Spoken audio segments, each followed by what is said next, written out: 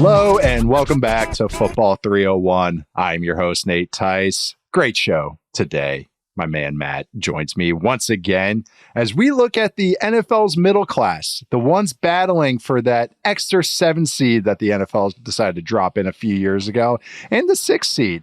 So we're looking at a lot of 4-win teams, 5-win teams, a couple 6-win teams, and we're going to determine today whether we like their chances for the playoffs. Can they make a run? Can they even make the playoffs? Or ones that should maybe start looking at Cancun? To help me do that and to go over a GM that will soon be in Cancun is my guy, Matt Harmon. How you doing today, Matt? Yeah, Nate, I wish I was going to Cancun right about now.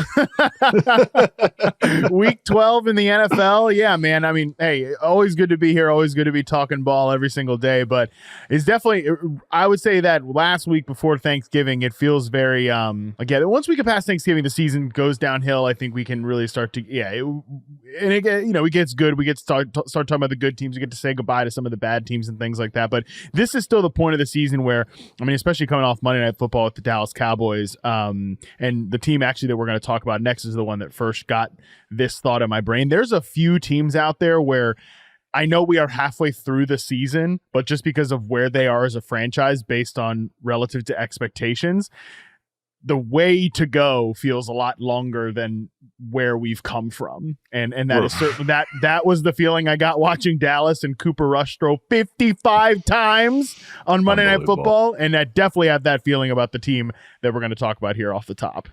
You know, there's a player that needs a lot of reps to see what he is. Trey Lance. Let Trey Lance throw the ball 55 times. Who cares?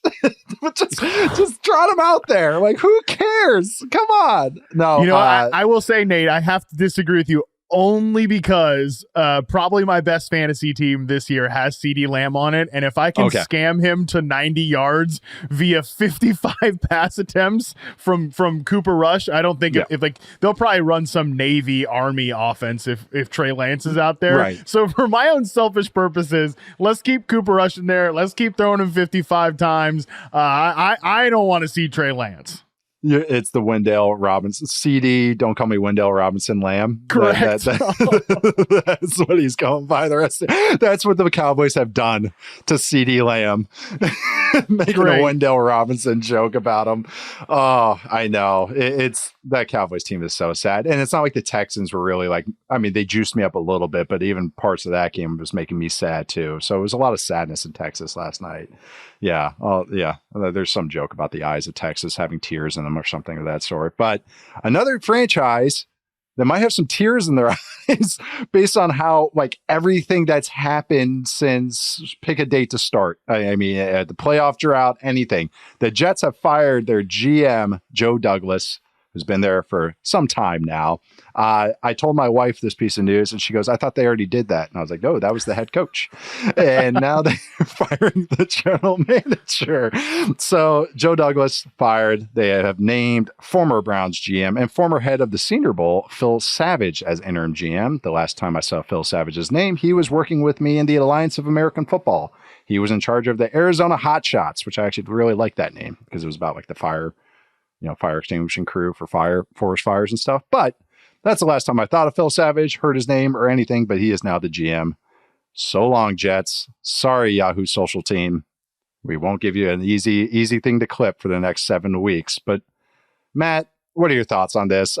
Do you have thoughts on this other than like, okay, this was to be expected? Yeah, I mean, this was to be expected.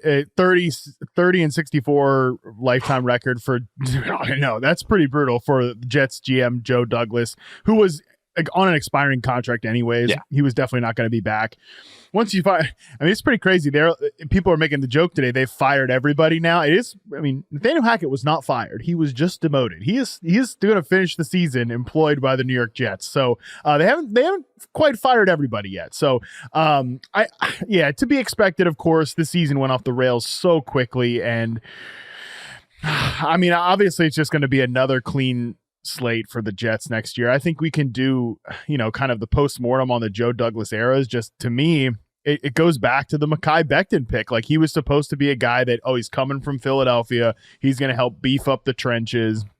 And that ends up going down as a whiff, right? In a draft where there was a lot of really good tackles to come out of that class. So that ends up, I think, kind of being just emblematic of what this entire tenure was. There, obviously, he drafted some good players, but a lot of issues along the way, mostly at quarterback. Zach Wilson, obviously, at the second overall pick, and then you try to paper over that with the Rodgers experience. You sell your soul to Rodgers, and look, when you sell your soul, you gamble with a lot, and he's ultimately lost that. What I come out of this thinking is that obviously the Jets and Rodgers are done, and I think the first reaction for people will be, well, Rodgers is probably done. I'm not so sure about that, Nate, just because if I look across the NFL and how many teams are going to need quarterbacks in the next offseason, we could say that every year, but it's definitely true this year. And, smart people like yourself, and I know you had Dane on the show as well, talking about the quarterback class is not necessarily all that at the top. But you look at the top 7 teams right now, just according to Tankathon, in the NFL draft. Jags, they don't need a quarterback. Titans need a quarterback. Browns, number 3, need a quarterback. Giants, number 4, they're starting Tommy DeVito this week, so they need a quarterback. The 5, Las Vegas Raiders, need a quarterback. 6, New England Patriots, they're good. 7, Jets. I mean, that's 5 of the top 7 teams that need a quarterback, and I know there's not 5 good quarterbacks at the top of the draft. I'm not even sure there's one good quarterback that should be at the top of the draft. So, and that is just the top 7 teams. You go throughout the rest. There's a few other teams that might be interested. They need a veteran stopgap, all that type of stuff. I know people are ready to get rid of Rodgers. I don't think he's played to the level that I just want to give him a starting job next year. I could see some of these teams maybe doing, like Tennessee, maybe doing the gamble on the Rodgers thing next year. I bet you the Titans are just going to try. The Levis film wasn't bad this last week against the Vikings. So, had some highs, but actually the in-between moments weren't as low as they usually are with Levis. Usually you get nothing but A pluses and F minuses with him. But we actually, I saw some B minuses and C pluses in there. And you know what? I'm going to take that with Levis. But yeah, they're definitely going to be keeping their options open, I would say. But no, that's a great point, is that teams want to win, and teams get desperate, and teams start going like, hey, we can do this. Like, we can make this work. And that's what the Jets just literally just did. But imagine the Raiders, especially if they're, not the top 3 pick, even though I think they might be. That still is the funniest thing from our, 2/3 poll recap show. It was me, you, and Charles all having the same bottom 3 teams. That was just perfect. But that's another team there too. But that's a great point with talking about it with Dane, and it makes me feel a little better, is that we're squinting about all these quarterbacks in the draft for next year. It's like, all right, maybe I like a lot of what he does, but then this, like, even guys I get high on, Garrett Nussmeier has 2 of his worst games right after that. Guys like Shadur Sanders, it's like, yeah, he does some nice things, but then it's also like, you have to wash away a lot of the trait stuff that he doesn't have. And then even like Jalen Milroe's more project-y. So it's just, again, and Cam Ward, same, is more good than great in all of his areas, even though he's kind of the best of this bad bunch so far. I'd take him over Pickett. I can tell you that. I have a higher grade on Cam Ward and a couple other guys than Pickett and Ritter in that class. But I do think that this is just a weird situation. I mean, and the Jets now, even GM-wise and head coach-wise, who wants to take that gig? You got your mortgage, so much of the future. You got you got quarterback questions now. Even if Rodgers stays, like, that becomes a thing. So yeah, it's just a messy situation. They're all in. Everybody in the world knew they were all in. They tried to make it like a 2-year window or even a 3-year window, but it felt like this season was the all-in season. This is why you trade for Devontae Adams. This is why you signed Tyron Smith and Mike Williams. And it's just, it's just all the worries kind of came up. All the worries, the possible bad, came up in this year. But that's what happens when you don't have a franchise that can insulate any of that bad and keep it away from the main stuff. It's like it's going to creep in. So it's a rough one for the Jets, especially as they watch like the team, like their biggest foe, like the Patriots, also just get another quarterback that they have to deal with for twice a year. Man, that's just got to be rough. That's got to be really, really tough. But we're going to transition now to what I liked how we are the alliterative labeling we're putting on this. These teams, are they playoffs? Are they pending for the playoffs? Or are they packing it up? That's what we are determining for these next. We're going to each conference. So it's about, 8 teams, 10 teams, 4 or 5 for each conference. We're going to start actually with another AFC East team. The one that no one has really figured out this team, including myself. So I actually want to hear some of your thoughts. This is the Miami Dolphins, who are 4-6 right now, Tua Tagovailoa is now healthy. Playoff probabilities now are at 9%. These odds, first off, brought to you by Producer Stone, are from NFL.com. So the Dolphins, Matt, I actually just want to hear your thoughts about them because I'm trying to figure them out. They are playing good ball, especially on the defensive side, and now that Tua is healthy on the offensive side, but maybe they just set themselves a little too far back to maybe make a run. But I kind of want to hear what you think. Yeah, I think I'd give them like pending for this one. I don't think they're quite pack it up here because I agree with you. First things first, the defense has been a pretty impressive unit, I think, throughout, especially on the back end. I think they've played pretty good coverage. Jalen Ramsey's still having I don't know if he's at the peak of his powers, but he's still a very, very good player. And then what they've gotten up front from guys like Calais Campbell, even as they've dealt with injuries, Chop Robinson, not a perfect prospect, but he's had his moments of late. I think they've done some good things up front to create pressure.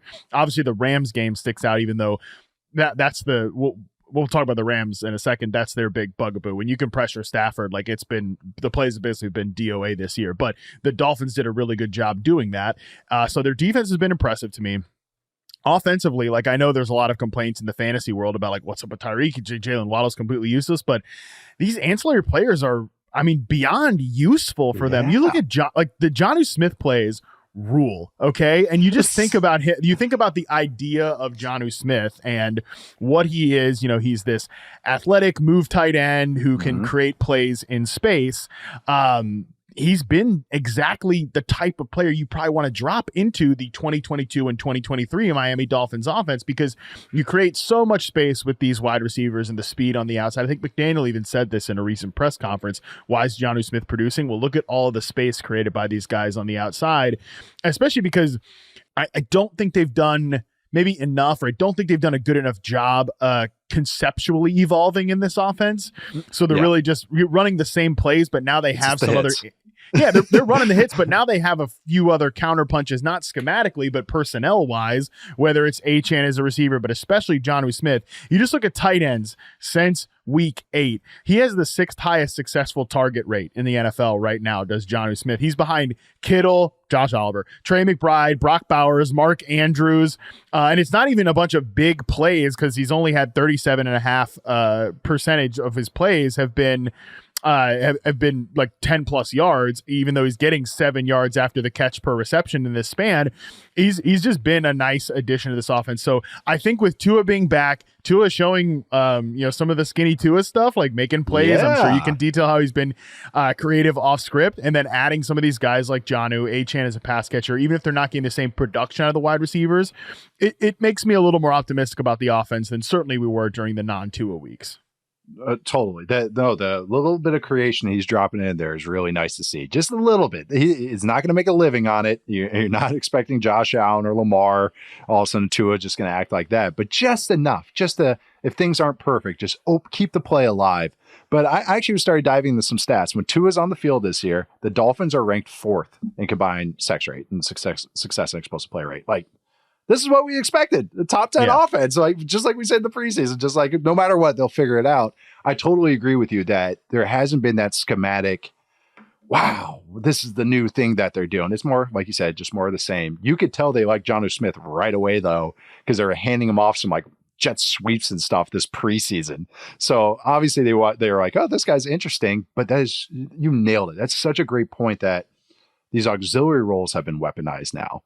It's not that like, oh, we're designing plays for them, but then if you're the third guy, the auxiliary target on a concept or the secondary target on a concept, it's a lot better when you have a guy like Jonnu Smith that can take it to the house or create an explosive if you just have an NPC at tight end, that's like a 4-yard, 5-yard game. Oh, yeah. I really like Smythe or one of these guys.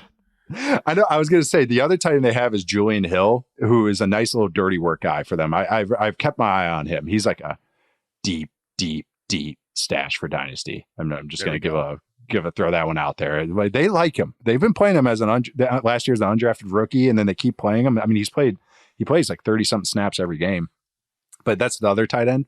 But so I think the offense, though, in any way you shake it, it's a top 10-ish, top 12 offense with Tua on the field. The run game gets weaponized more. Great call with the Achane stuff as using him as a receiver. They've really weaponized those kind of swing passes stuff. Defense statistically, it's like they're more middle of the pack, but I feel eye test wise, they are much better than that. They make it hard on offenses. That Rams game really stuck out to me when they played the Cardinals. That was a really good game, matchup wise, and all those types of things, because I watch every freaking Cardinals game.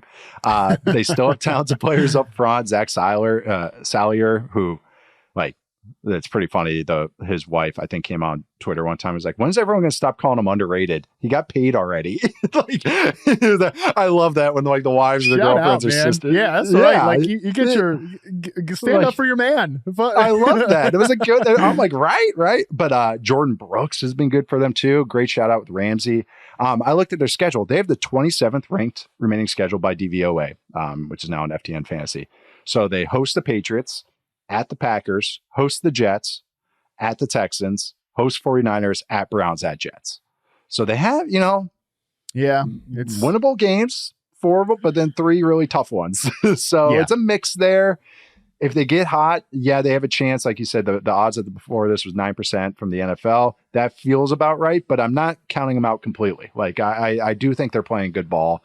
They can maybe make some noise, make it tough at least on the rest of the team. So I think if I had gun to head, it's not so much packing it up. It's like they have one box ready, and then but they're still they're still going like, we're not sure if we're moving yet. We still kind of like this. So I'm gonna have them more pending with one box ready. I'm gonna have a one step below you, but they're a live one. They're a real live one. Going with the next team in the AFC, a team that I feel like we always watch because their offense is incredible, but other aspects not so much. This is the Bengals, Cincinnati Bengals, who are 4-7. They also have a 9% playoff probability from Stone via NFL odds. The Bengals, we just watched them this weekend, an amazing night game against the Chargers. That was a lot of fun, but we kind of know what their woes are with the defensive side of the ball. But Matt, when you look at the Bengals, look at what they have remaining, what are you feeling? Or are you feeling that they are playoff pending, or are they packing it up? Bengals make me sad, man. Don't they? They make me sad because I kind of always roll my eyes at the whole, like, this quarterback would be the MVP if his team was playing better. I mean, isn't that the whole point of the award? Yeah, I know.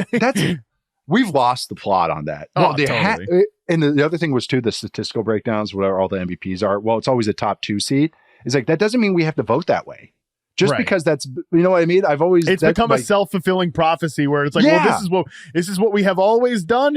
So it shall always be. If an MVP, if they're the 6th seed, like say like the Ravens end up the 6th seed and Lamar, I think Lamar has the best case. I am totally fine giving him my vote. Like, you know what I mean? Like, sorry, but I don't know why that, like you said, it's a self-fulfilling prophecy that they've turned it from a statistical quirk into like, no, that's what we have to vote for now. So yeah, sorry.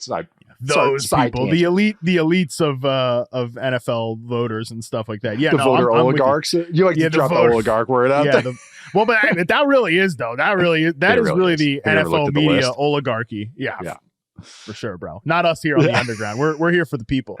We're here. We're amongst. We're the gonna have the people's vote. You. That's right. That's right. But the whole point of me saying that is because obviously Burrow, I think, is having his best season this year.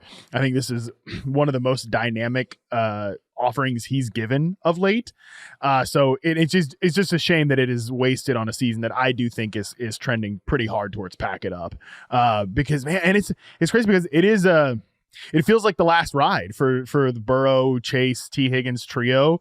And every time I watch this team, I'm just kind of, how are they ever going to be anything else? I get it. You can find receivers anywhere, sort of, but it's not as if somebody here like is stepping up, like ready to just become T. Higgins and give you the specific dimension. Because to me, when T. Higgins is out there and what makes them like a team that I should be sitting here saying like, no, we cannot give up on them, because when Higgins is out there and Chase is out there and Burrow's out there, they just have a real unique, not like advantage. And I know that some people really want to see more from them from a schematic standpoint. I'm almost like, forget schematics. Like you move Chase around, do creative, all that stuff, and then also have a guy in T. Higgins who's just going to always win in the intermediate area. Like, forget schematics. That's a competitive advantage right there. So I love that they lean into that, but at the same time, the defense is just is hopeless.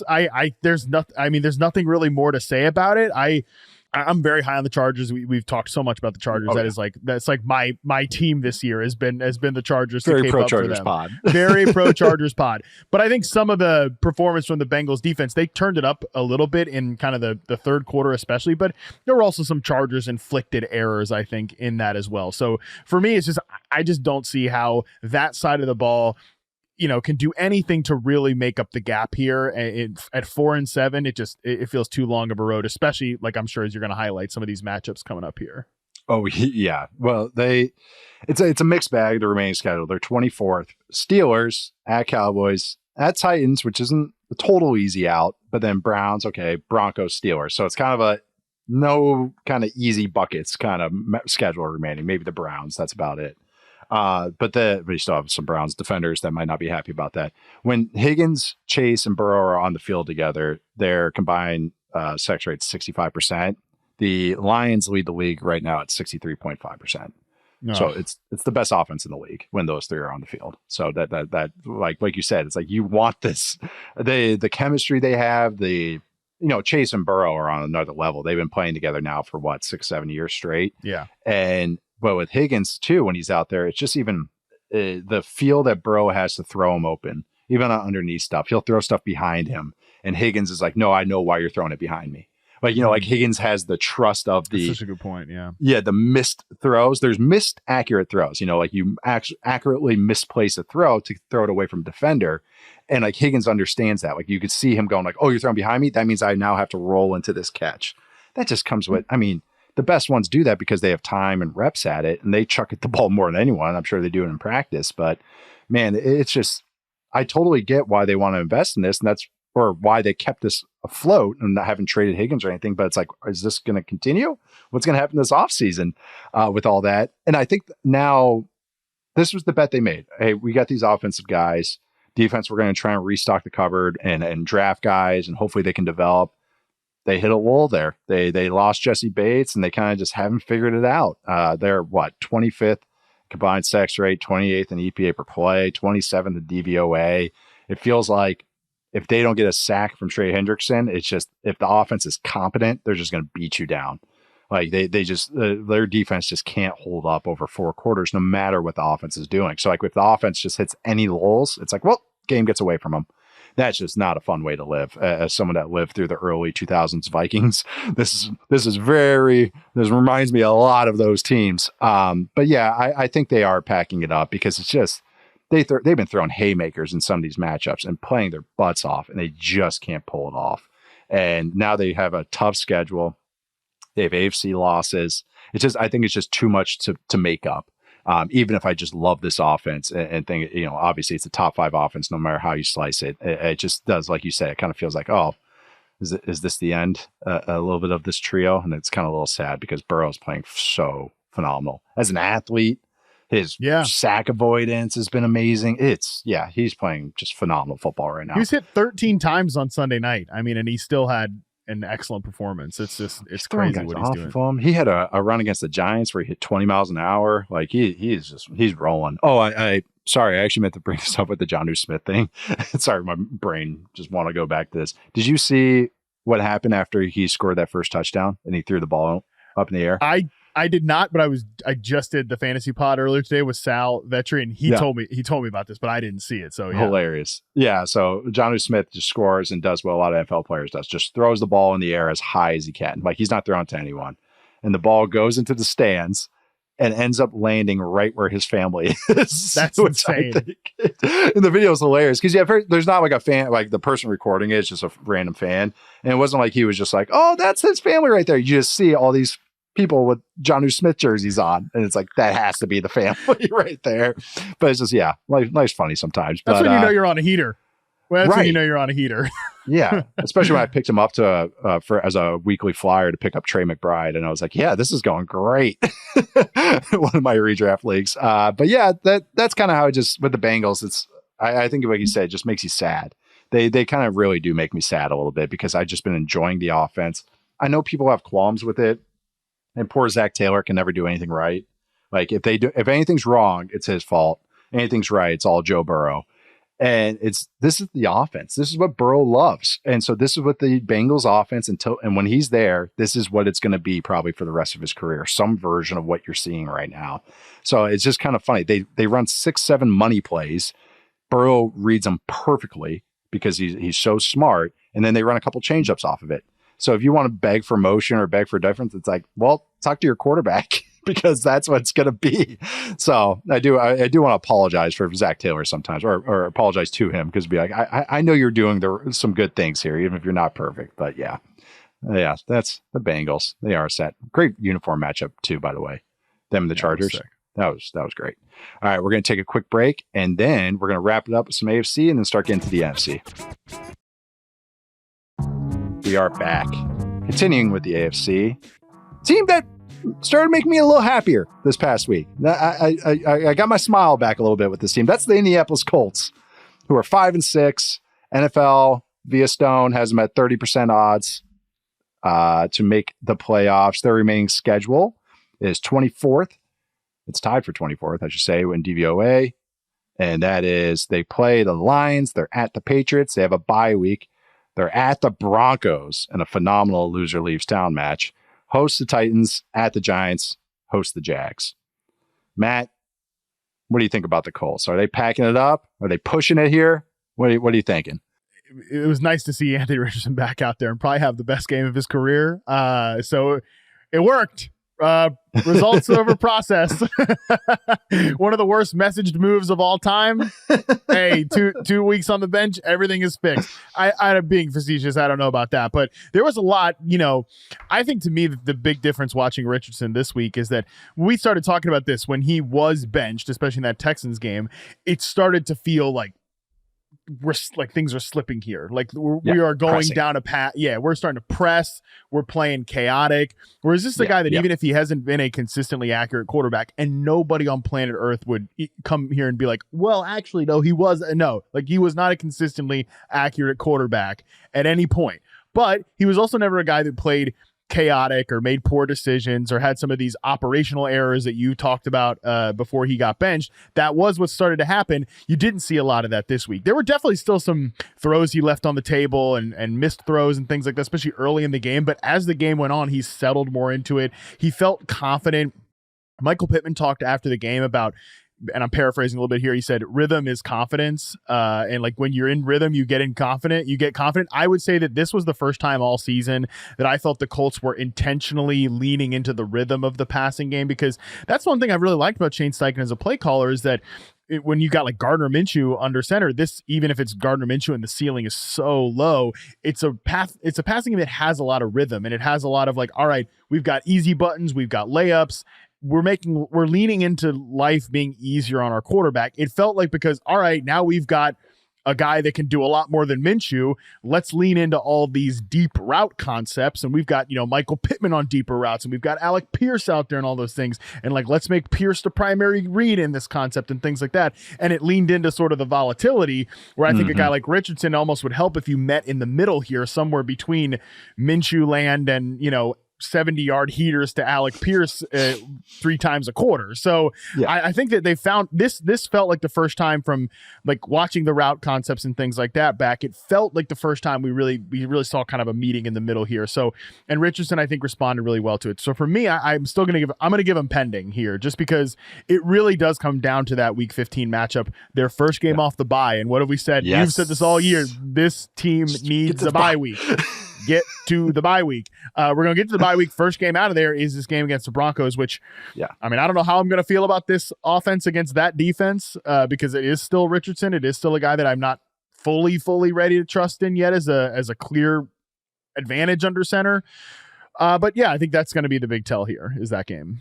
Yeah, they're 4-4 in conference right now, and then that Broncos game is everything. I mean, because Lions, okay, I'm not guessing they'll win that one, even if they have it at home. At Patriots, they are the better team, even if the Patriots are playing better ball right now. But, hopefully you win that one. And then you have the bye. That Broncos game is everything. They have AFC, tiebreakers with some teams, but that one is the huge one, especially how the Broncos sit in the AFC. I think that, they're 2-4 right now against the AFC. We're going to get to them in a minute. But yeah, Richardson, especially in the second half, you could feel it calming down. And there's so much in the last few weeks where it was like he is making the right mental decision, but his feet were not cooperating with his mind. And not saying bad footwork or anything, I would say it was too bouncy, or he was like, hey, I'm right here. Okay, I'm just going to confirm that I'm right. Okay, I'm right. Now I'm going to throw it, which would throw out with his arm, just threw off the timing of the offense. Just where you said, you were talking about some rhythm with the play calls and everything. He didn't feel in rhythm. He felt like he felt very robotic. And that's not why you draft Richardson and draft all that. It's like he has more polish than people think, especially in the pocket, but you want him to just play loose. Like all these guys, Caleb Williams, this was the same discussion I had last week. Stop being so robotic and play football, be a quarterback. And you could just feel it in the second half. He went 12 of 18, 169 yards, 1 passing touchdown, 9 passing first downs. So half his attempts were for first downs, 1 rushing touchdown in the second half. And those rushes, you could see him going like, I am about to prove myself to this entire freaking locker room. And there's no helmet tapping right here. The touchdown, he just blows over 2 Jets defenders, and you could see him get up. And I'm sure that was almost like, not a lot of guys can do this as therapy, but I'm sure that was a therapeutic moment for him to kind of go, I'm about to do this. And it worked, as opposed to I'm about to do this and I fumble and the ball flies 10 yards in the air, or I'm about to do this and keep this ball and I hit it on Jonathan Taylor's leg. And he still had one of those, but that's the thing, is just one. It wasn't catastrophic, but you got to do all the in-between things to add it up. So that's a great point you're talking about, how it's like they were probably so excited about all the let's launch at 70 yards every play stuff, and as opposed to maybe balancing the offense. And this game felt balanced. It actually felt like how I expected this Jets team to look, especially offensively. They're actually at the 13th remaining scheduled by DVOA. I just accidentally copy and pasted something, but their defense is okay. It's not atrociously bad. It's more that 16 to 22nd best defense. That's how I feel about them, which kind of was what I was going into this year. Leotu Latu's had some nice moments. DeForest Buckner getting healthy helps. But you're betting on this offense. You're betting on Richardson just feeling his own, coming into his own.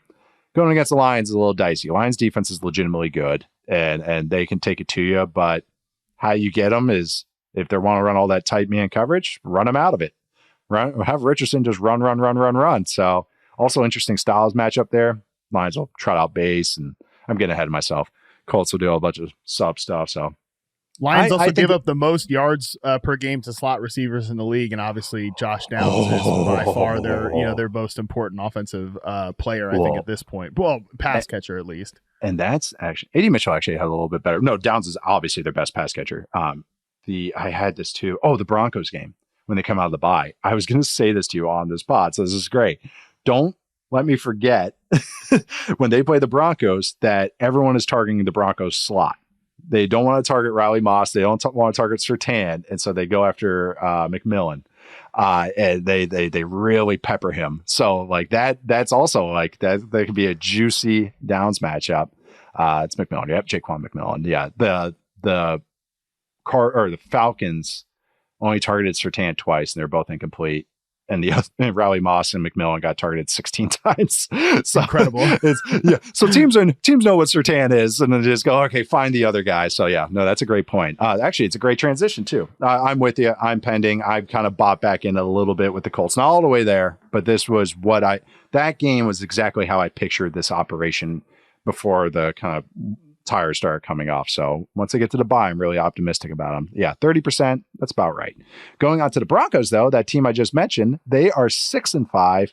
They have a 68% chance to make the playoffs. Their remaining schedule is at Raiders, host the Browns, host the Colts in that game we just talked about, at Chargers, at Bengals, host the Chiefs.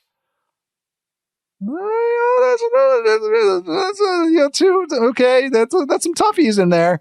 They are 2-4, like I said, against the AFC, and all of their remaining games are against the AFC.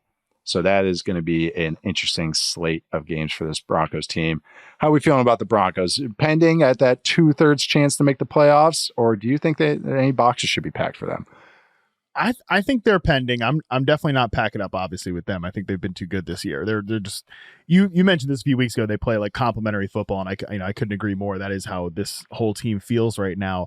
And yeah, I mean, it's funny, they have a week 14 bye and come off and play the Colts. Like that week 14 bye to week 15 game is going to be so important for this one. Obviously, that's going to be a fun one to preview and talk about. But I would say that games against the Raiders and the Browns feel a little bit better for Denver going into that bye week than I mean, look, Patriots is what it is, but Lions this week for the Colts. So that matchup, like I said, is going to be very, very important. It's in Denver too, so that's obviously a nice advantage for them. But yeah, look, I think Bo Nix has obviously been a big talking point this week, and I've spent some time, studying this offense and watching it and things like that, because Sean Payton was just such a weird figure to consider this year because, it's been a minute, I think, since we've seen him do what he wants to do, because obviously nothing that happened last year with Russell Wilson matters at all. So it was just kind of like, I'm not taking any of this seriously because I don't think this is the quarterback this coach wants, and I don't think like every offense becomes the Russell Wilson offense. The Steelers offense is the Russell Wilson offense, just like the Broncos and the Seahawks before them. Every offense becomes the Russell Wilson offense. So none of that really mattered to me. And then at the beginning of this year, when I think it is okay to say, as I'm sure the people listening to this show, like we were probably harsh on Bo Nix to start the year.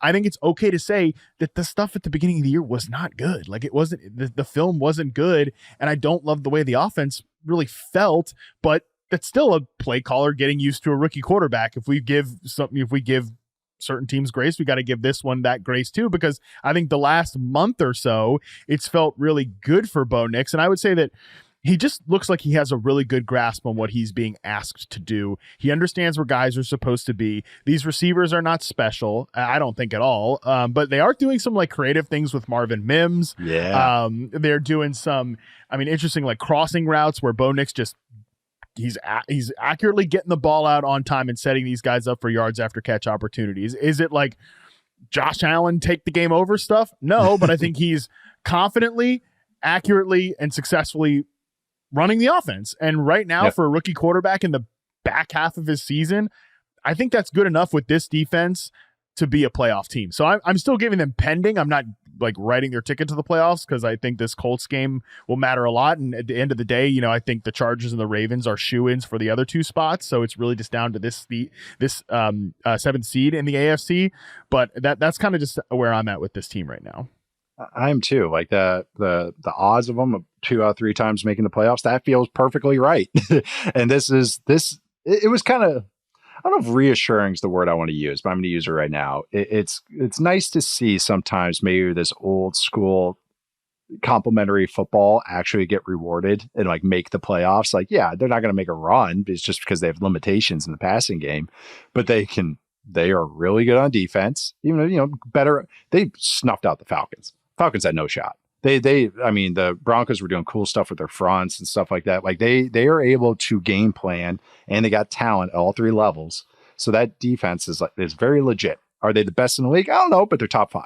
That's how I view them. But then offensively, the run game has really come to its own. Javonte Williams has looked nice for a few weeks. Now they got Audric Estime getting run out there. This is such a Peyton Saints thing when he was just rolling 3 running backs. I know the Ingram Kamara stuff, but oh my God, this is them to a T. This is like the 2014-15 Saints all the way. The compliment I'll give Bo, because Bo Nix, I'm going to talk out both sides. I have compliments for him, but I still have criticisms. Is the compliments are he doesn't make a lot of mistakes. He's not putting the ball in harm's way. He is finding checkdowns a lot, but he's also finding them. And hey, those play action shots that they do, that Sean Payton loves to do, he is finding the net neutral answer when the shot play isn't there. And that's good. The bar is high, or the floor is high for this offense because of that, because of the lack of negative plays. He still will take a bad sack where he runs backwards, but it's not that crazy. The offensive line is legitimately a very good offensive line. Like they are really good and really well coached and really sound. The training wheels are pretty big in this offense. It's a ton of play action. It's a ton of screens. That's why the stats are kind of a little shaky when you look at Nix. I shouldn't say shaky. They don't match the eye test completely. And I know people want to make this an argument and everything. He is definitely playing better. way more just sound and not as chaotic as he was the first few weeks. Sean Payton's done a great job of narrowing things down for him, where everything is just a 2 or 3 player read. That's what play action plays do. He gets a lot of nice third down opportunities where it's not 3rd and 14, 3rd and 12, like because the run game's good, because they play, sound football. And he's actually, been pretty accurate underneath. Doesn't push the ball much. Even with the one that he did push the ball, like in drop back settings, he doesn't push the ball that much. That's not his style. It's very selective. So we'll have to see when he has to drop back 20 something times. Straight drop back. I mean, not just passing the ball, straight drop back. No play action, no feign. Hey, Bo, read the whole field and figure it out. It's still TBD on how he could do that, like a lot of rookie quarterbacks. But he's fine. For what they are for this Broncos team, it's very much needed. He can create a little bit too, bringing that rush, QB run element as well, which is a nice little wild card to throw in there. I think they're a good team. I'm not on board with the Bo Nix. Wow, this guy is rookie of the year. Why isn't anyone talking about him? I think he gets a lot of help, but he has played a lot better. And I will say that, but I'm still not on board with that, because it's hard to go through all this and still see some meat left on the bone with all. But I think they are definitely pending. Like I said, the 66% chance to make it feels properly right. But that week 15 game is going to be really juicy against the Colts. All right. Kicking on Broncos fans are like, what the hell? Like, come on, man. You can't, like, that's as complimentary as I would get, because it's just. I think that was pretty good. I think that was good. That was nice. I think that was a nice middle ground take. And I mean, look, we're saying they have 2/3 odds to make the playoffs. Like, that's right. Good. And I mean, look, just to give it one more compliment here for Bo Nix, his pressure to sack rate is great this year. I mean, it's up there with sacks. Lamar Jackson, Josh Allen, Jordan Love. Like, those are the top 3 guys, and then it's right there like Derek Carr and Bo Nix and Brock Purdy. Like, he's in a pretty good rate for pressure, like avoiding sacks and things like that. So I think you're right. He doesn't take negative plays. That helps a lot. I mean, look at some of these other rookie quarterbacks that can't. I mean, Caleb Williams can't stop taking negative plays at times, and I think obviously he's not helped out by the design of his own offense. We've talked ad nauseum about that. Yes. Let's definitely never talk about it again. But no. We've talked ad nauseum about that. But at the same time, like, this looks like a well constructed offense. They get a lot out of some wide receivers. Yeah. And little Jordan Humphrey's getting a lot of real reps out there. Yeah, and I do like the design shot plays, and like I said, I think it's been, if anything, it's been a fun watch seeing Peyton and Nix kind of meet each other in the middle, and I like that sometimes it's been combative, and that's cool in football too. I like watching the Broncos because, again, the offensive attack is something after my own heart, and the defense is just so sick. And I like how the defense takes it to whatever offense. Sometimes it doesn't work, but most of the times it does. So I like the Broncos. I'm enjoying these last 2 teams we talked about. I've really enjoyed. I enjoyed watching the Colts last week, at least, but the Broncos I've enjoyed watching this whole year. Getting on to the NFC, actually the Broncos' opponent last week, the Atlanta Falcons, who are 6-5, sitting pretty. That's 6-5 in the NFC South, 73% chance to make the playoffs. I'm going to go over their schedule real quick. They have a bye week this week. Then they host the Chargers. They're at the Vikings. They're at the Raiders. They host the Giants. They're at the Commanders. They host the Panthers. So interesting little slate there. When you are looking at this Falcons team, who have been a little bit, I don't know if disappointing is the word for the last couple of weeks, but just a little lackadaisical maybe the last couple of weeks. What are you thinking about them, Matt? Do you think they're pending? Should they pack it up? That's 73% chance to make the playoffs, or any chinks in the armor a little bit for them as well? Well, I think we can't talk about them and not talk about the Bucs at the same time, because that's really the crux of this. That's fair. Bucs are the next team, so that's fair.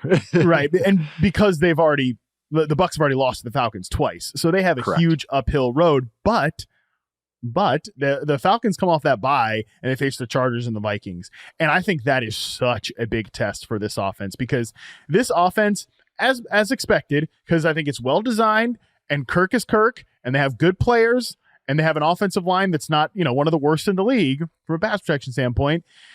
They can just mow down a bad defense, and particularly this Bucs defense, right? I mean, they can absolutely destroy a bad defense. However, you go into Denver and you're just you get smoked. Even the Saints defense, which isn't good this year, that was more towards special teams, that loss, things like that. That's not so much on them. But even still, like the Seattle game, Mike McDonald's a good coordinator, even if that's not the most talented defense in the world. The Saints are coming off the Coach Riz bump. There were some moments where Kirk was a little too Kirky in that game. You know what I'm saying? Yes, but then you go against teams like Dallas and Tampa Bay. You're going to mow those teams down. So you come out of the bye.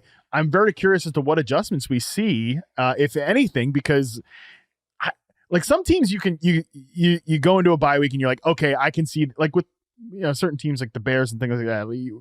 This obviously didn't work out this way, but that's a team that would have been like, all right, going into the bye and making this tweak and that tweak, and then they didn't do any of that, and they come back and they stink.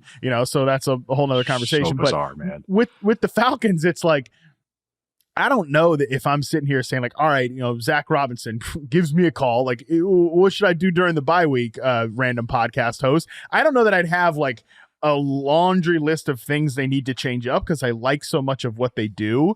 But at the same time, coming out of that bye week, you're getting the Chargers, you're getting the Vikings. Those are two big games, I think, because if you look like a mid to below mid offense against two good defenses there, and obviously two defenses I think have been really well coached in LA and Minnesota, that's gonna say a lot, I think, because on the other side of it, like again, I don't think we can have this Falcons conversation without talking about the Bucs.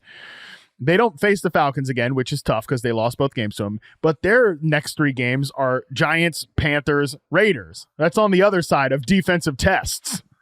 Yeah. The slog of schedule is a little bit different between these teams. When I'm looking at the Falcons, and what really spoke to me is just every worry I had about their defense before the season is like rearing its ugly head right now. Yeah. It's like, oh yeah, that's why you could get Simmons. Oh yeah, Judon isn't an ideal fit for what they do. They got no pass rush. Like you could feel against the Broncos game. So, because Sean Payton always has his quarterbacks take very deep drops, a lot of 7-step stuff, a lot of extended play action, and then Bo Nix will add a couple yards on top of that. So Bo Nix is like 11 yards deep in the pocket, and I would say no Falcons player is 1 yard upfield. So it's Bo Nix with 10 yards of room as he's like going through the play action stuff. That happens sometimes. Not every time a team runs play action. Can anyone win on the interior? Can someone beat a tight end? Nothing. Just nobody. Nobody's pushing. Nobody's nothing. And so it's, for me, when I watch this Falcons team, the great point about them being 2 wins up on the Bucs, not only just overall, but just having those 2 games on them, is I've just seen those cracks kind of get a little bigger. The right tackle, Caleb McGarry, who's played well this year, he's looking more like Caleb McGarry that I know. The center, has been a backup with Dahlman and stuff, has been kind of overwhelmed by that Broncos front last week. And it's not like you're going to face like easy defenses as this goes along, or if you hit the playoffs. Just those cracks, the lack of Kirk Cousins' mobility, like they still don't run a lot of bootlegs with him. They still don't move the pocket that well, which will help out if teams start teeing off, if you have to drop back a bunch. You got Kirk Cousins checking the ball down on 4th and long. Like it's so Vikings fans just going like, hey, just wait for October to end, guys. Kirktober is one thing. You got to wait for November. And they're right about it. But the defense getting no pressure. You can run on them. They don't give up explosive runs, but you can just pepper them, just pop them in the face over and over. They give up gashes in the pass game. That's kind of what I expected out of this defense before the year. And I mean, all the stats, they're bottom 5, bottom 6, and everything you look at. So it's up to the offense, which run game still has some great moments. Drake London's still a stud. But I mean, shoot, I watched that Broncos game and they were completely outcoached on that side of the ball. And that's supposed to be their strength. Broncos were running, I mentioned this earlier, but they're running fronts that I was waiting for the Falcons to adjust as I watched the game, and they just kept trying to run stuff like fronts that, like on zone fronts. The Falcons are such a heavy zone team that it's that whole 6-1 stuff with Fangio. Same kind of thing that the Broncos were trying to do, but they're doing a lot of guys head up and a defensive line head up with the guard or head up with the center and stuff. And what that does is it takes away double teams. And so zone becomes a lot. There's other answers, but your staple zone stuff becomes a lot worse because it's just like there's no double team to climb to the linebacker then. So everybody's singled up, and if one guy loses, it looks bad. Or if two guys lose, that looks really bad. And that kind of kept cropping up against the Broncos. And it's like, all right, well, now you're going in the NFC. Like, you play the Eagles again in the playoffs. They're ramped up now. Like, you play all these other teams in the NFC, any of the NFC West teams, okay, but like, I don't know, none of their matchups in the playoffs are that juicy. But watching the rest of the season, it's Chargers Vikings isn't easy. Those are two of the top 5 defenses with pretty feisty fronts. And then, Raiders are Raiders, Giants are Giants. Now they're starting Tommy Cutlets again. But then you get Commanders, who knows what's going on in that game. But like how the Commanders have been playing the last couple of weeks, now getting into that game is going to be interesting. So I know they have a 3 out of 4 chance, according to the NFL.com, but it feels a little worse than that.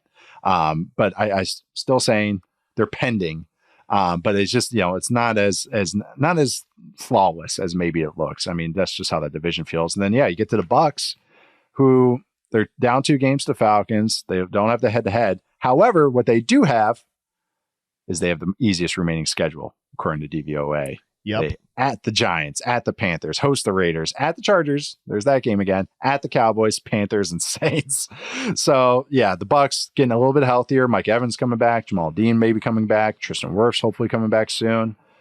Is that how you feel about the Bucs? Are you pack it up or pending for them as they kind of hit this easy slate schedule? I got to go pending with both. I mean, just because insane.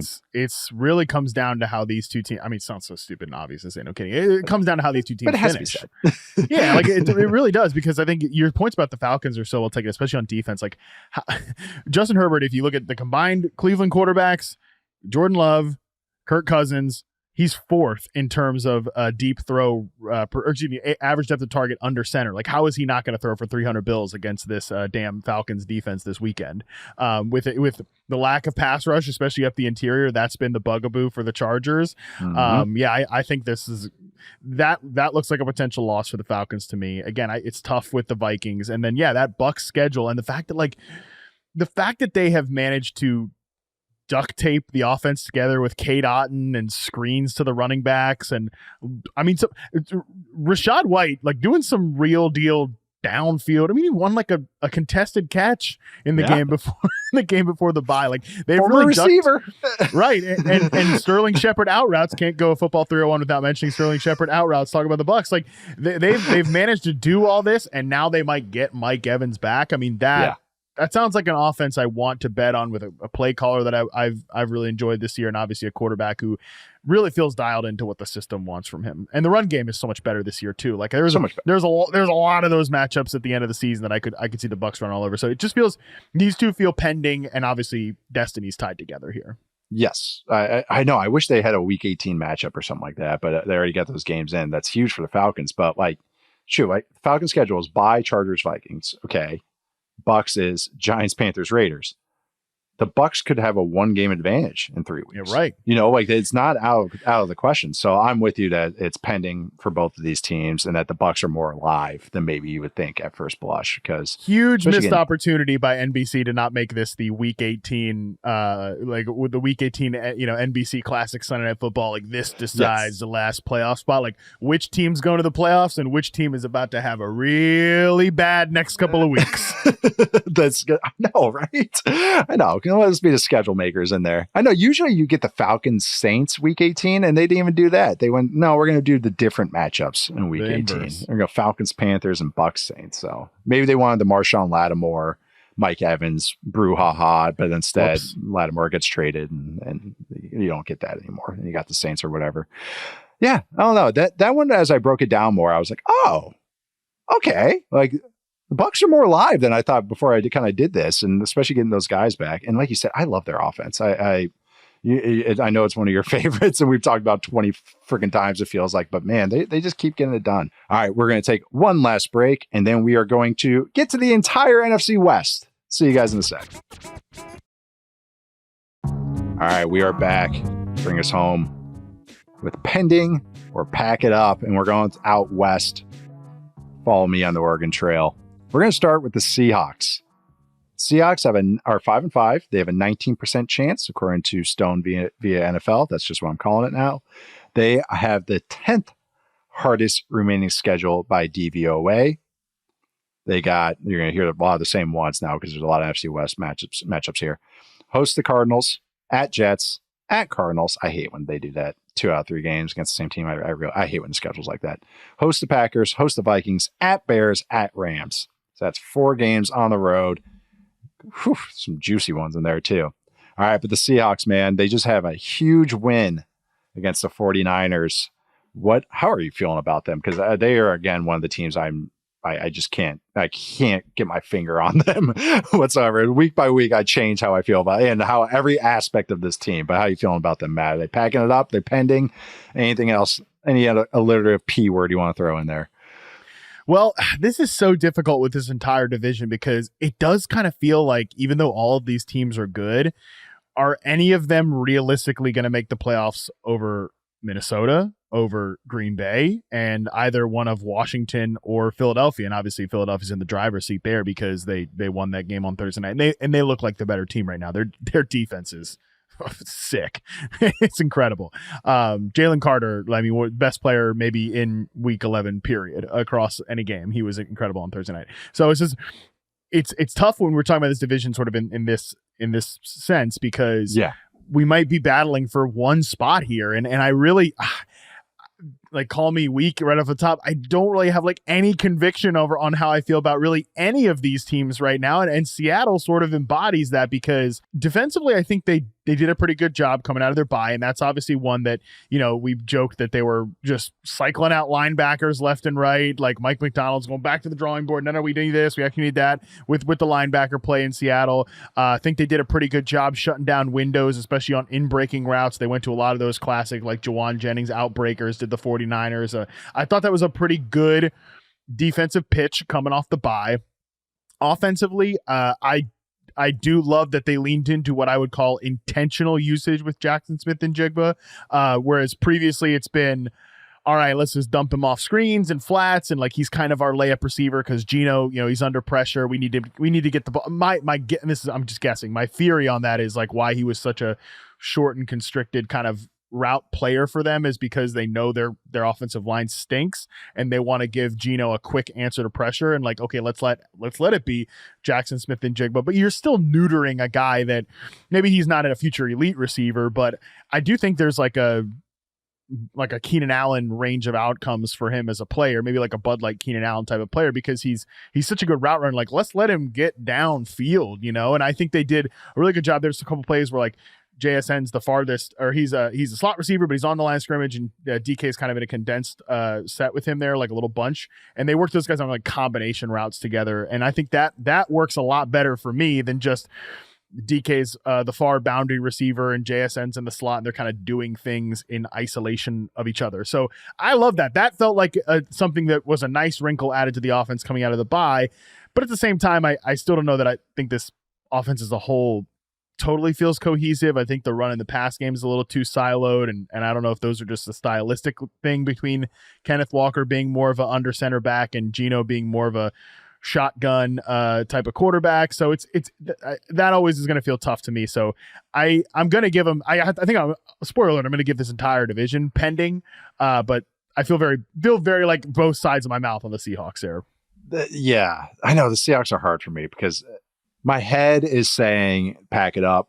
My heart is saying pending. I think that's how I'm going to go with this one. It's a tough schedule, but it's like they're all playing each other, these NFC West teams. So that's going to be so interesting. But the O-line played way better, making the change at center after Connor Williams retired with Olu. I'm not even going to look it up. Olu Oluwatimi from Michigan. I actually really liked him in college. So he had a good game. Like actually not even just like, oh, pretty good. Like a good, strong game at center. Abe Lucas was back at right tackle for most of the game, and what a difference he made when Nick Bosa was still healthy out there. He was holding his own one-on-one. He lost a couple times, but holding his own, which is a big difference from Stone Forsythe, like just being a traffic cone, for whoever was pass rushing out there, which matters a lot. I was optimistic about Ryan Grubb going into this year. I think I have now seen some limitations of I'm going to use this as a derogatory term, a college guy Sometimes those ball plays, those X's and O's that you draw up on the whiteboard don't look as good when you don't consider the protection. And they, in practice, also, it's like, oh yeah, 5-man protection, let's run everything 20 yards deep. And then you get to the NFL and it's like, oh, we only can do that once or twice, not 14, 15 times like we did at Washington. And so maybe the bye week helped, and maybe kind of just, the coaches met and they shook it up and they're like, hey, we have to do this. We have to do this. Having a competent center and a much better right tackle. What's so funny too, they get a right tackle. Abe Lucas is back out there looking good. And then Charles Cross probably has the worst game of the season. It's like their best player on the line, their left tackle, has his worst game. It's like they just can't figure it out. Like Leonard Floyd looked like an all-pro against him. But you mentioned JSN.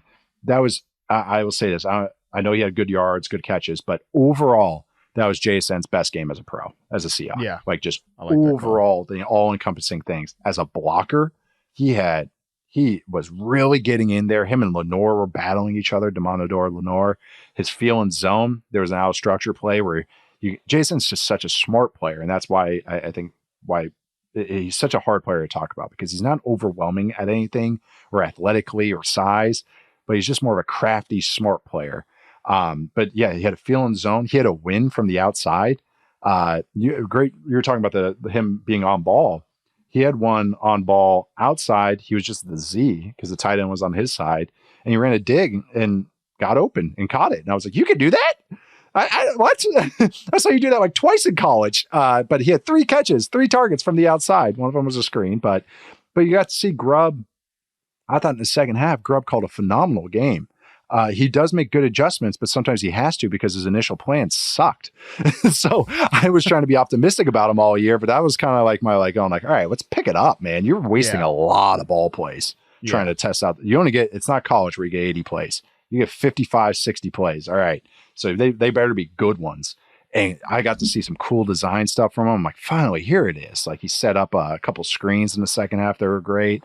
The defense, like you said, they made some improvements on the linebacker. They're figuring it out. They're figuring out the linebacker position, but they're finding themselves a little bit. But they can pull off tough wins, and I really think that they can hang in all these games that they have remaining. But they can also lay an egg at any time. Right, so they're such a tough team. Not a bad team, not a great team. They're one of the many teams in the middle, but. I mean, this is an interesting schedule. They're going to be in all these games. Like, I don't know what the spreads are going to be, obviously, but it's going to be a lot of tasty matchups. So they could go any which way. Like I said, heart saying pending, but head is still saying pack it up a little bit. But moving on to another NFC team, the team the Seahawks just beat. That is the San Francisco 49ers. We're also 5-5. And have a 30% chance to make the playoffs. And also, like, their Super Bowl odds are still way up there, which is just the respect that this team gets and what they have. But how are you feeling about the 49ers right now, Matt? Oh, yeah, big deep breath.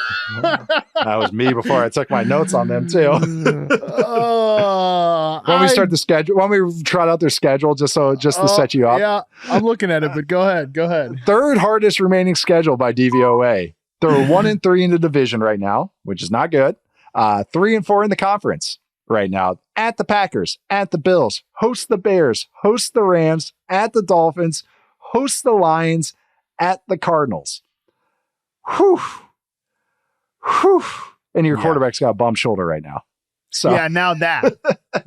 It's so funny because at different times in training camp, it just felt like one thing after another. Obviously they had the holdouts, they had the injuries, and it just felt like your first round pick at receiver gets shot, and now, by the way, he has to just be like a full-time player because of injuries, which I've been watching Pearsall lately for the reception perception rookie report, and it's just like I think he's been fine. Like I think he's been fine, which to me, I'm like, I don't want to judge him too harshly because the guy was shot in August. And oh, by the way, he didn't even have like a normal offseason because he dealt with injuries. So it's just kind of, this is the first 4 games of his career, which is 4 games is the sample I use for the rookie report. So it's just like, okay, well, let's put him up there. But I also don't want to judge too harshly because this was not the plan that he was going to be a almost a full-time player for them based on what happened even when they drafted him, I'm sure they imagined like, this will be kind of something of a redshirt year, and it just feels like now everything has been accelerated.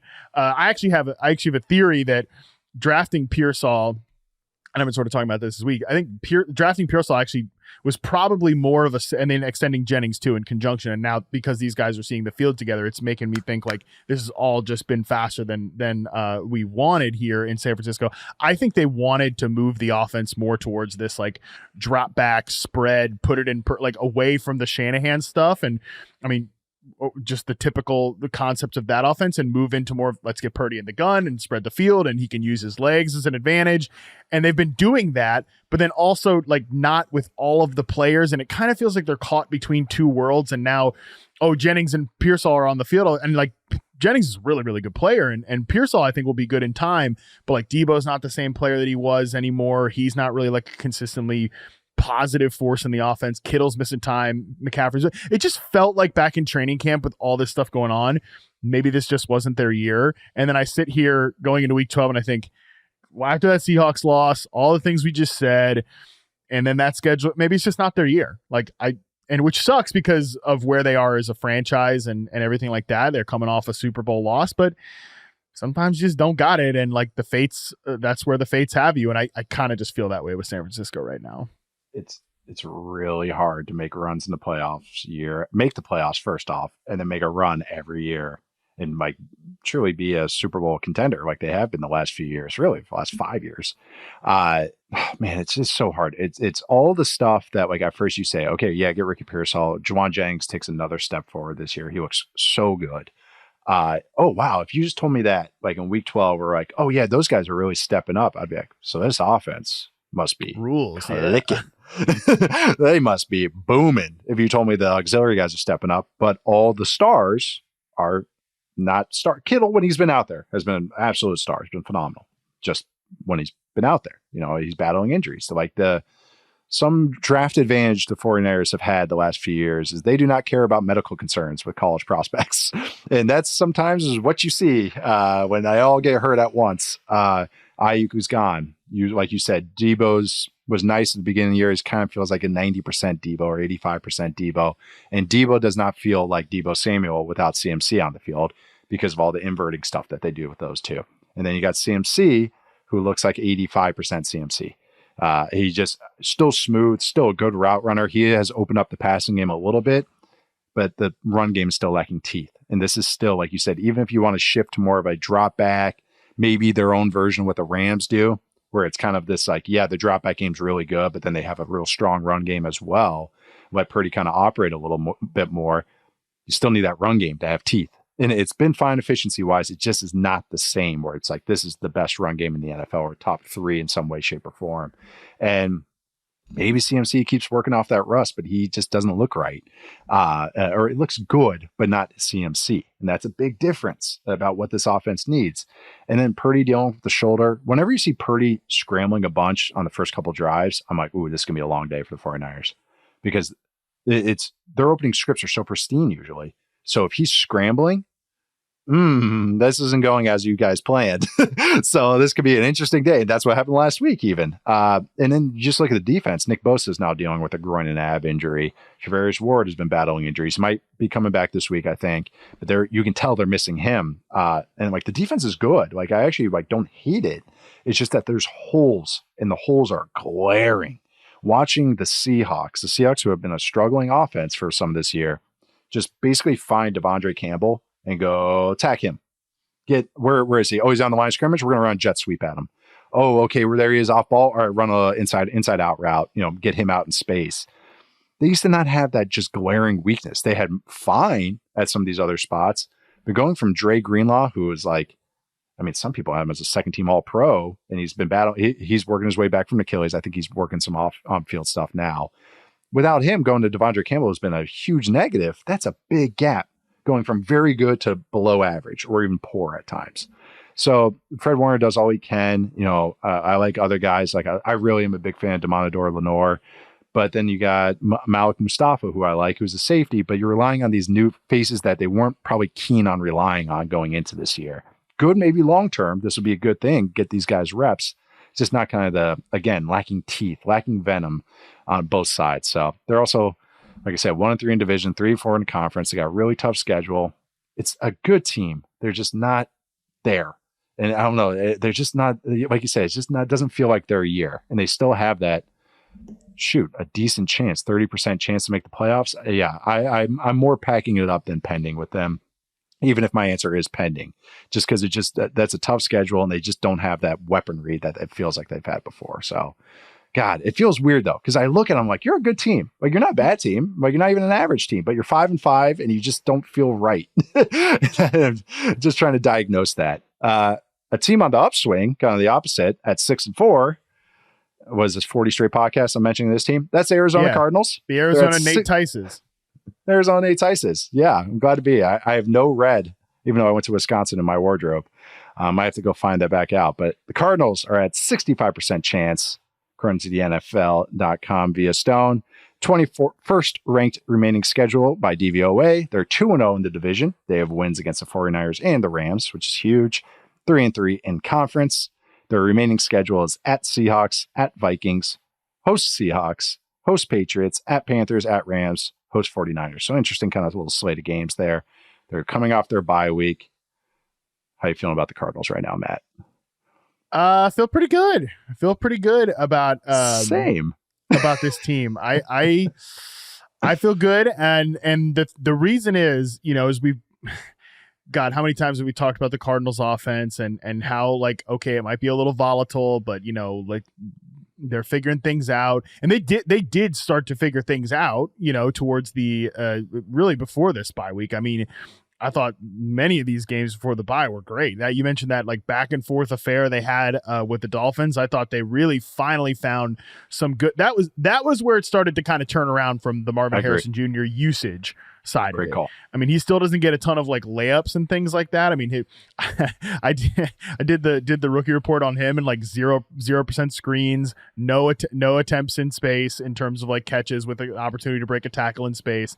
0.7% of his routes were flat routes. I mean, he's just 14.7% slants, which is absurdly low. That if it was in the full historical database, it'd be one of like the lowest numbers, or at least like bottom 10%. You don't need to go to undergraduate school. We're dropping you right into grad school.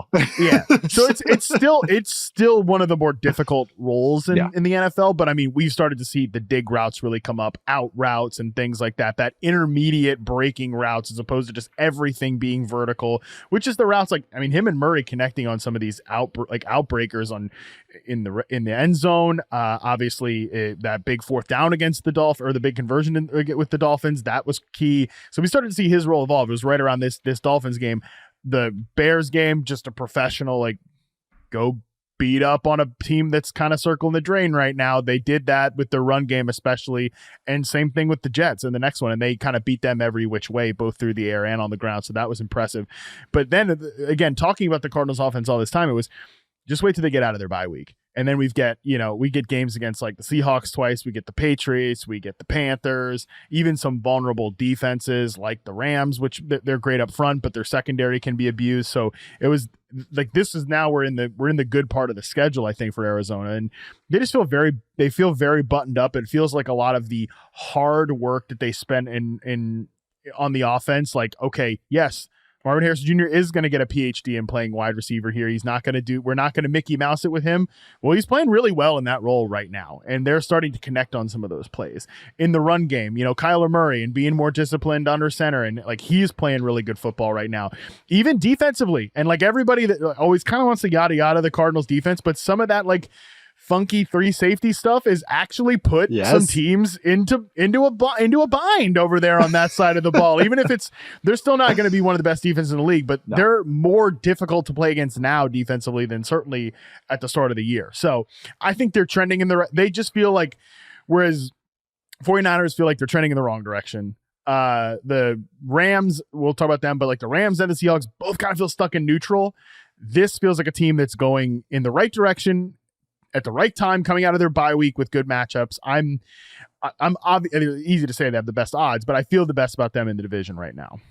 I do too. Yeah, like you said, easy to say, but like, no, I really do, because God, you nailed it though. The offense after that Dolphins game, one of my more favorite games in recent weeks. Like, we're just reviewing it and watching it all. But the Marvin Harrison Jr.'s role, Trey McBride just keeps ascending. I mean, as I mean, you could see Sauce Gardner give up on the season after Trey McBride threw him off on that crossing route and just tossed him. And then he gets caught again against the A.D. Mitchell. Sauce Gardner's like, enough of these crossing routes. I'm tired of it. The James Conner run game has been great. Now they're adding some changeups. They've kind of stripped away some of the other stuff they were doing early in the year, but they're the team that runs pin pull more than anybody, and they're really good at it. That's what that touchdown against the Bears at halftime was, pin pull. They'll get to that. Trey Benson's rolling now. They're running back that they drafted, and you could see some of his explosive juice. He caught a swing pass against the Jets, and the Jets were worried about tackling James Conner, and it was like, you got to tackle Trey Benson too. Like he broke like 4 tackles on a swing pass, and he just brings a nice different element. And again, this team, the Harrison Jr. discussions have led most of our discussions on it, or most of our analysis on it. It feels like this year, where it was, I think, Marvin Harrison Jr.'s kind of role and making him do the hard stuff and then paying dividends down the road kind of is the entire team. They're very old school and guiding the rookies along, making them do the hard stuff. We're not going to spoon feed you. Sometimes I go back and forth on whether this is right or not, but that's coaching. You got to figure it out with each guys. But they're very much more like the Steelers, where it's like spoon feed them, make Packers too, earn the role, and then second half of the year, after the bye week, maybe boom, boom, boom, boom, boom. Then you start seeing that ascension, and that's why I kept going. Like, they need a bye. The Colts, they need a bye, because that's what I was hoping to see. But them, they at least have had plenty of proof in the pudding that it's working. It's just that sometimes there's some inconsistencies. The Commanders game is one of them, but offense, feel really good about. They sit up in the stats, underlying stats I look at, they're great. They're top 5, top 6. They can run the ball. They're explosive in the pass game. They got 2 good weapons already and a nice auxiliary weapon in Michael Wilson. That's 3. And Greg Dortch is decent too. So they got 4 decent guys. Elijah Higgins had an explosive catch, has had touchdown catches as well. So it's like they're cooking in the pass game now too. Kyler's playing the best quarterbacking of his career. He's handling more. He's learning to take singles, even if he wants to hunt home runs. And, he found a check down. I want to say Stephen Ruiz tweeted it. It was Stephen Ruiz, Derek Klassen. But they tweeted it like, Kyler's in the pocket. He's in the red zone. A pressure starts getting there. And then old Kyler was spun out and tried to create something. And then he found the check down. And he's done that before, but how quickly he found the check down, I was like, you're really cooking now. This is quarterback Kyler all the way. But the defense though, defense is 12th in DVOA, which kind of surprised me. They didn't feel 12th. But since week 6, so the last 6 weeks of games, they're 15th in combined sex rate and they're 15th in EPA per play. So maybe, they're in that middle tier, as opposed to, if I thought when looking at these stats, they'd be like 22nd, 24th, maybe. But the first half of the year, they were 32nd, 31st. So even that statistically, they're sitting more average. That's huge. They're ahead of schedule. They play hard. They play fast. They make it tough on passing games because they do a lot of funky stuff. You talked about the 3 safety stuff led by Budda Baker. They play hard and they're really well coached. So yeah, I feel best about this group that we've talked about, and the Rams. And we're going to talk about them in a sec, but including them, I feel best about the Cardinals record wise and just pendingness for the rest of the playoffs. So really excited for these matchups that they got. Even though special teams is well coached, just a well coached team. Going to the Rams, very professional operation, which is just total drastic change from what the Cardinals have been first under Steve Keim and Bruce Arians and Cliff Kingsbury. Now moving on to the Rams, 14% chance to make the playoffs. Just coming off a win at New England. They are 5-5. They have I didn't get the ranking on there. 4th hardest remaining schedule by DVOA. 2-1 in the division, 1 loss to the Cardinals, 3-4 in conference. The remaining schedule is hosting the Eagles, at Saints, hosting the Bills, at 49ers, at Jets, host the Cardinals, host the Seahawks. All right, Matt, the Los Angeles Rams. How you feeling about them? I'm pretty close to pack it up with the Rams. Ooh, okay. I'm really nervous about this matchup this weekend because and I think these two things go together. Stafford coming into last week was the lowest rated quarterback under pressure from a passer rating standpoint. Now I think he's about 3rd in terms of guys who have taken 50% of dropbacks, but he's in like he's in the Bo Nix, Will Levis zone. Okay. And according to danger. Yeah, not good. You don't want to be in the Will Levis zone. Will Levis is actually better. So higher passer rating. Yeah, not where you want to be. And according to Next Gen Stats, the Rams have allowed pressure 2.51 seconds on average this year, which is the fastest in the league. I think those things, there's a correlation there. They give up so much quick pressure, and some of it's because offensive line talent, the offensive line injuries and things like that.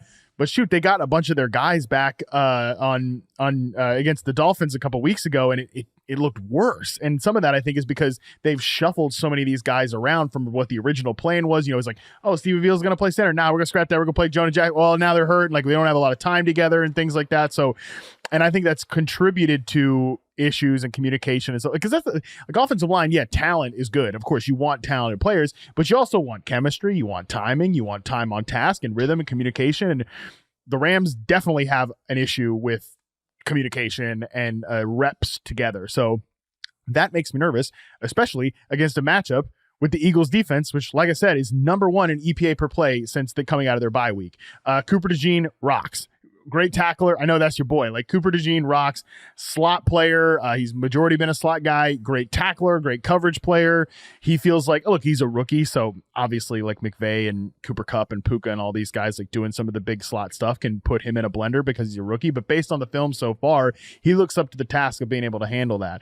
Quinyon Mitchell on the outside has just like been one of the best perimeter corners in the league this year.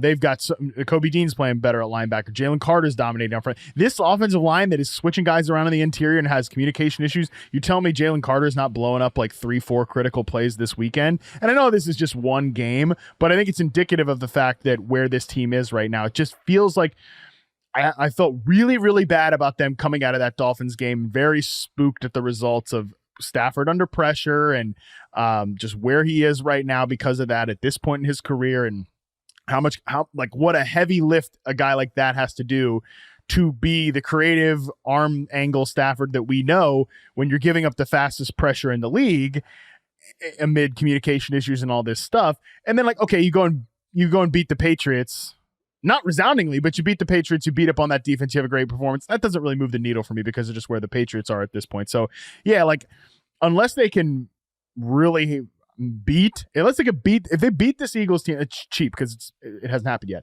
If they beat this Eagles team this weekend, then I'm more towards oh yeah, I don't know. But right now, just how I feel about this matchup going into it, I'm pretty concerned about where this team can go. And even just the remaining schedule. I mean, then they have the Bills in 2 weeks after that. That's not going to be a fun one for them. I still trust the offense because I'm like, okay, in theory, they get all those skill guys back. Now they're healthy. And it's like, oh yeah, they should be cooking. Now the offensive line's healthier. Oh, here we go. Here we should ramp up. So I'm hoping in theory, again, that, more cohesiveness as they get more reps on, more time on task. Like you said, the one negative play wipes them out like that. That's what it's just, they have to stay on schedule. Stafford has had some brilliant moments throwing and stuff, but like you said, he's not moving that well. Him and Cousins move about the same. Cousins coming off an Achilles. But they are they kind of just, that's how they operate. He has to sit there. He's a rocket launcher from the pocket, but it's not creation or everything. So they always, and why I want to say that is they have to be on script and on schedule. If they can stay on script and on schedule, they're going to dice you. If they all of a sudden get into anything off script, anything where Stafford has to be off script, if they can't get to their run game all the time and set stuff up, that kind of takes a lot of this offense away. They have to be in a neutral game script, even with Stafford chucking the ball. It's just how they have to be. What worries me too is the defense was getting a lot of hype, and Jared Verse was getting a lot of hype when everyone just pointed at his pressure rate numbers. And even when me, who put him as defensive rookie of the year halfway, I was kind of like, I don't really believe this. It's as a whole, and when they can pin their ears back, yes, they can get after the passer and everything. You can block them up pretty easily. And if Fisk doesn't win right away, who's playing well, or Verse or Byron Young or Kobe Turner or any of these guys, they don't win right away and you block them up, it's gash city. It's exactly. They give up so many passing. They can't hold up on the back end. But also you can pepper them in the run game. It's not explosives, but you can get those 5-6 yards. Like it's nothing. That's just that's not a formula that I love. A team that, yeah, every team wants to be in a neutral game script or a positive game script, but it just seems so much can make them go off of it as opposed to where they're going to control it. There's too many variables that are making them come off of that. Again, maybe the offensive line does get cohesive. Maybe they do really shore up and ramp up the rest of the way. You said you were probably packing it up. If I had to stack these teams, even if they're lowest in the NFC, I would put them second right now. Believe it or not. Yes, because just at least I trust their offense. Like I would trust that they can get to some of the things that they want to get to. I mean, shoot, what they did to the Patriots defense last week has Patriots beat writers like trying to break down slot usage film and man coverage film. No comment on that. And I keep wanting to go, hey, it's the Rams offense, man. Those rules don't apply. Bunch rates and zone or how you have to play these guys. So yeah, I don't know, man. I hear you, but at the same time, we're talking about a team that you're worried they can get gashed in the run game, they can get smashed by explosive plays, and that we're questionable at best on the pass protection. And we're talking about 2 of their next 3 games are against Philadelphia and Buffalo. Bills. And then they got 49ers, they got Cardinals, they got Seahawks who aren't like a slouch. Like, they truly only have, like, even the Saints are peppering guys right now, peppering teams right now with the bump. Like, they really have one poor offense that they go against the rest of the year. That's the Jets. Yeah, I know. I just, maybe it's just I'm watching too much Patriots stuff, and I'm like, oh, they beat the Patriots. Yeah. maybe your Drake May bias is influencing how you feel about the Rams. I am. It's like, man, they stopped Kayshon Boutte again, man. Like, look at that, they stopped Boutte again. Great, man. They really snuffed out that Antonio Gibson run. Yeah, that's really why this defense is doing well. But I don't know. I just have faith in the offense But they really are like an 8-9 team, aren't they? We're really just looking at the schedule. It's just so hard to like find okay, they got this one. Like all these are going to be battles, which is great for us as neutral fans, but like picking them to make the playoffs. Yeah. It's like all 4 of these teams could be playoff teams. And I'm like, yeah, they deserve it. But like you said at the beginning, it probably is only going to end up being 1 because they're going to just beat each other up. And none of them have that kind of overwhelming, easy schedule. And they're not an overwhelming team themselves. So that's fun. Good for us. Bad for them. I'm going to put them at pending, though. You're packing it up. I will put them at pending because I'm a coward. Yes, but no, no, that was great. Thank you for going over the middle class with me of the NFL, Matt Harmon. What are you working on this week? I know they can find you at Matt Harmon _BYB, but where else can they find you? What else are you working on this week other than 20 podcasts? Yeah, men of the people, men of the middle class, anti-oligarchy podcast here at Football 301. Yeah, that's us. Yeah, I mean, I'm hosting 1,000 podcasts. That's your anti-LA bias coming through right there. You're like, I miss LA a little bit. You keep saying that. The last like 4 or 5 months, you've been dropping that in. Yeah. I don't know. We'll see what happens with my life. But yeah, I mean, for now, I know what's happening with my life is, hosting 100 podcasts. Focus on week 12. Yeah, Yahoo Fantasy Forecast. Nate Tice will be on tomorrow for the Fantasy Film Room, so that's going to be great. We'll figure out what we're talking about at some point. I know Colin, while we've been on the pod, has pitched me like 100 ideas, so I'll maybe repitch those to you here. So we'll be doing that tomorrow. Like I mentioned, the Reception Perception Rookie Report is out. Yeah. We got that's a big one. So finally I can step away from some of the rookie wide receiver film, unless the Broncos bros want me to get some Devon Vele or Troy Franklin up in there. That'll be coming. Any soon. Surprising ones? Any? Or can you drop a hint there, or am I blowing it up?